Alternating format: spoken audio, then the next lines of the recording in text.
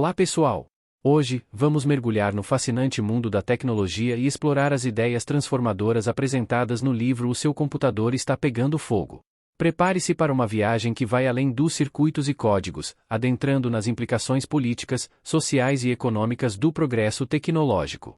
Este livro nos lembra que, embora o mundo da tecnologia pareça virtual, suas raízes estão profundamente enraizadas na realidade física. Além disso, vamos discutir como a inteligência artificial nunca é puramente artificial, sempre dependendo da intervenção humana. A tecnologia também não é neutra, muitas vezes reforçando estereótipos prejudiciais. Vamos explorar como até mesmo algo aparentemente simples, como o teclado QWERTY, pode ser uma interface de exclusão e, ao mesmo tempo, uma fonte de criatividade. E, por último, vamos desmascarar o mito da meritocracia no setor tecnológico. Então, prepare-se para expandir seus horizontes e repensar sua relação com a tecnologia. Acompanhe-me nesta jornada fascinante enquanto mergulhamos nas ideias fundamentais deste livro provocativo.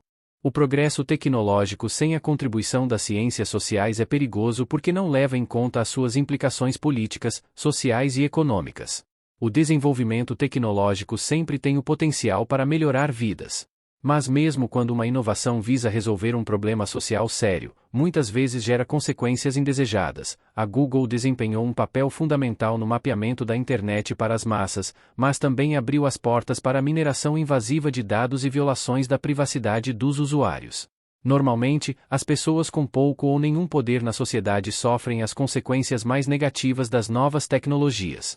Vivemos um período em que se torna cada vez mais urgente reconhecer que o progresso tecnológico sem responsabilidade social não é um progresso real.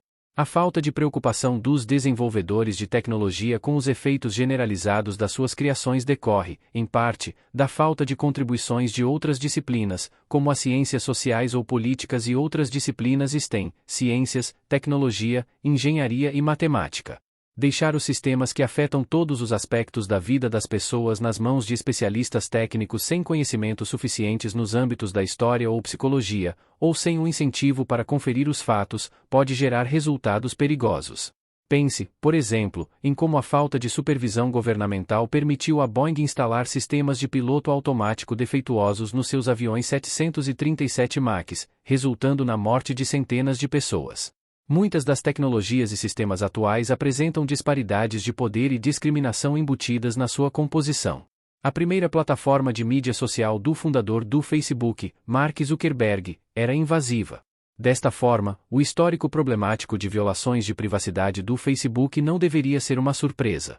Os primeiros computadores e tecnologia ajudaram a vencer guerras e a colocar as pessoas no espaço, mas as pessoas frequentemente se esquecem do papel das mulheres, em particular das mulheres negras, nestes empreendimentos.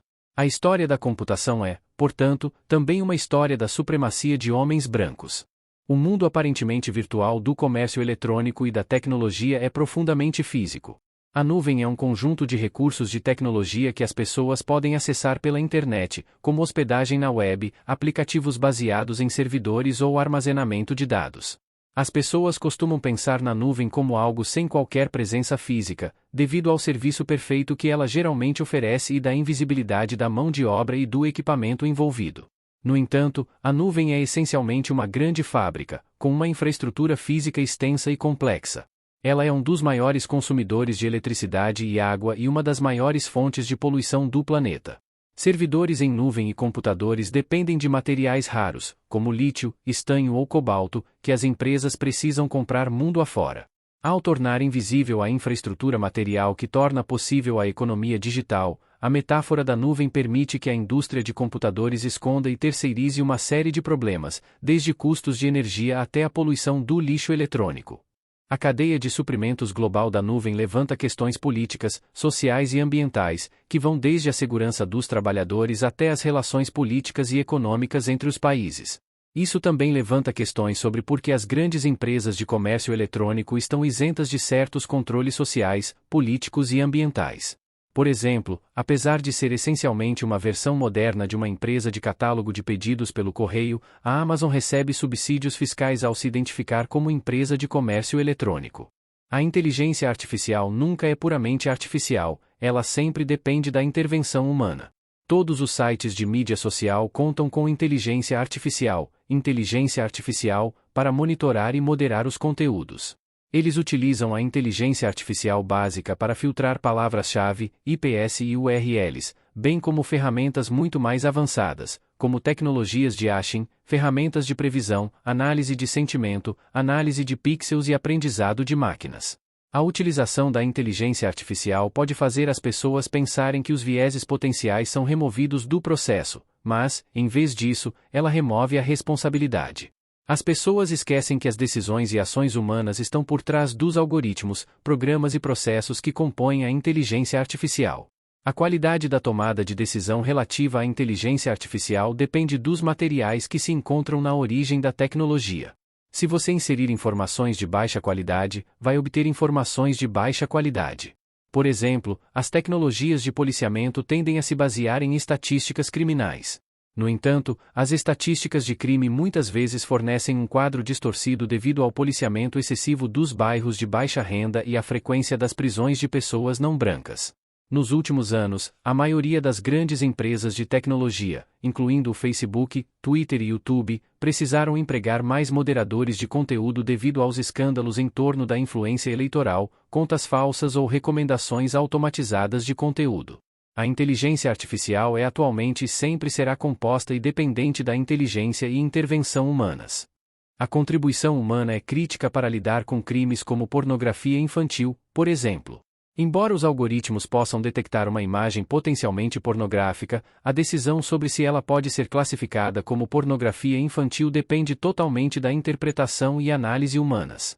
Além disso, há problemas conhecidos com os softwares de reconhecimento de imagem. Por exemplo, a maioria dessas ferramentas tem dificuldades em identificar com precisão as minorias raciais. Isso ocorre porque muitos dos conjuntos de dados utilizados para treinar os algoritmos empregam adultos brancos do sexo masculino como padrão.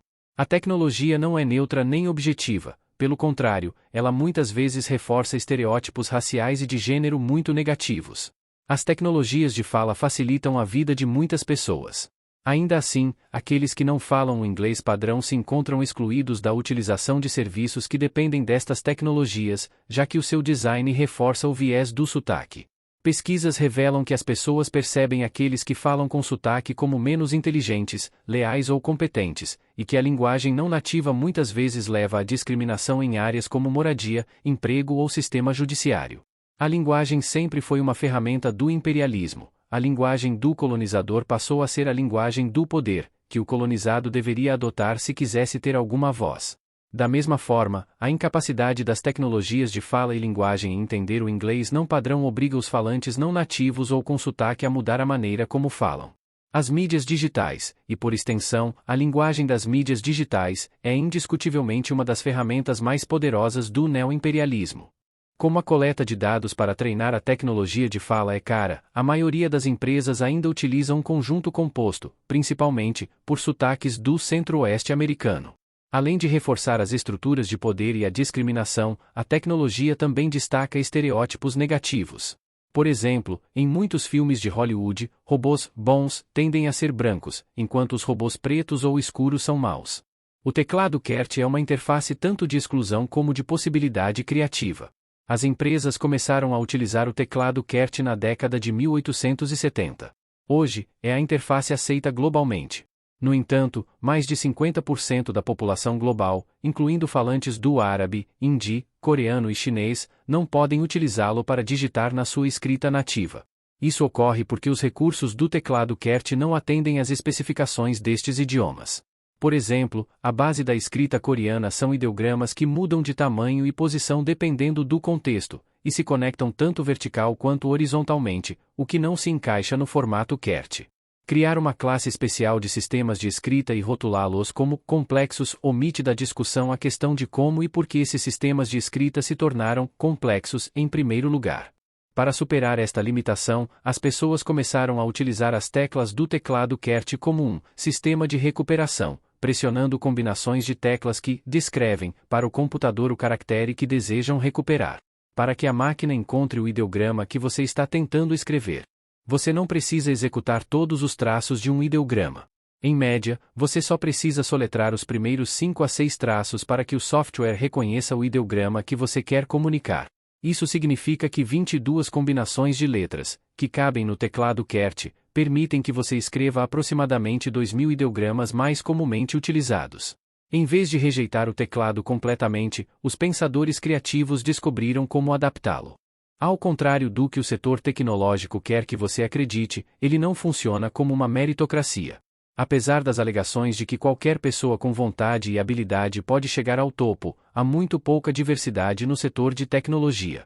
Nos Estados Unidos, várias iniciativas, como Code.org e Girls Who Code, visam ensinar programação para crianças em idade escolar, assim, introduzir mais mulheres e minorias no setor tecnológico. Na Índia, os programas de desenvolvimento de habilidades tecnológicas voltados para jovens e mulheres prometem uma maneira de superar barreiras sociais e oferecer empregos com melhor remuneração. A crença de que a lacuna de competências é a principal barreira da entrada de mulheres e outros grupos subrepresentados nas grandes empresas tecnológicas implica que eles mesmos são os culpados. Isso sugere que eles falharam porque não se esforçaram o suficiente para adquirir as habilidades necessárias. No entanto, tais iniciativas ignoram o fato de que as práticas de contratação nas grandes empresas de tecnologia geralmente desempenham um papel mais importante na limitação da diversidade do que qualquer falta de habilidades. Geralmente, as empresas de tecnologia ainda favorecem funcionários de instituições educacionais de elite, com a formação cultural correta, pessoas que se enquadram no estereótipo do homem nerd branco. O recrutamento também acontece muitas vezes por meio das recomendações dos funcionários existentes, cujas redes costumam ser compostas por pessoas como eles. A gente tem o Black Girls Code, garotas negras codificam, mas a gente não tem White Boys Collaborate, rapazes brancos colaboram ou White Boys Learn Respect, rapazes brancos aprendem o respeito. Por que não, se a gente quer desenvolver todo o conjunto de habilidades necessárias na computação? A supervalorização das habilidades técnicas é outro problema. Os gerentes de recrutamento geralmente ignoram a importância das habilidades sociais ao preencher os cargos de tecnologia. Esta visão traz desvantagens para quem tende a trabalhar de forma mais colaborativa e com menos procrastinação. Espero sinceramente que tenham apreciado e que o vídeo tenha contribuído para o seu conhecimento. Se estiver interessado em adquirir um livro, não se esqueça de verificar o meu link de afiliado da Amazon na descrição abaixo. Agradeço imensamente por terem acompanhado até aqui. Que Deus os abençoe e até o próximo vídeo.